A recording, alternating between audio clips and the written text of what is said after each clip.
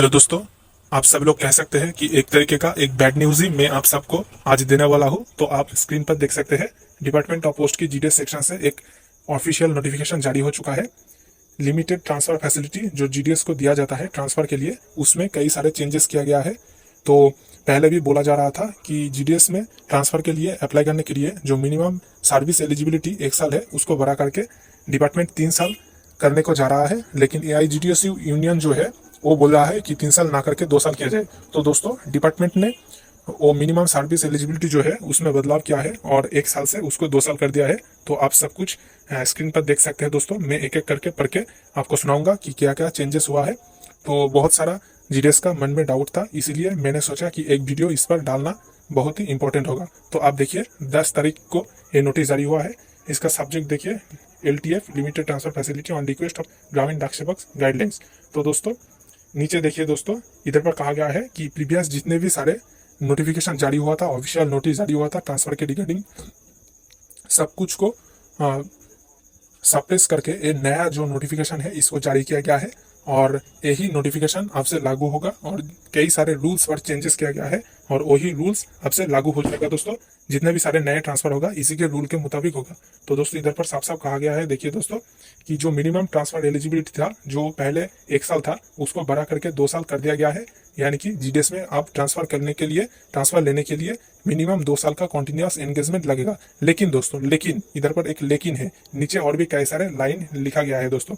इधर पर देखिए कि इधर पर और भी लिखा है कि जिन्होंने 1 जुलाई 2024 से पहले ज्वाइन किया था उनके लिए ये रूल लागू नहीं है, उनके लिए 1 साल ही है। इधर पर देखिए साफ साफ लिखा है कि however this condition of 2 years of continuous engagement is relaxed till 31 December 2025 for the GDS engaged prior to 1 July 2024। यानी कि 1 जुलाई 2024 से पहले जिन सारे जीडीएस का ज्वाइनिंग हुआ था उनके लिए ये रूल को रिलैक्स कर दिया गया है 31 दिसंबर 2025 तक। यानी कि 1 जुलाई 2024 के पहले मेरा जो जीडीएस साथियों का ज्वाइनिंग है उनके लिए ये रूल लागू नहीं होगा। उनका अगर 1 साल कंप्लीट हो चुका है तो वो लोग ट्रांसफर के लिए अप्लाई कर सकते हैं, कोई परेशानी नहीं है दोस्तों। और देखिए 31 दिसंबर 2025 तक इसको रिलैक्स कर दिया गया है।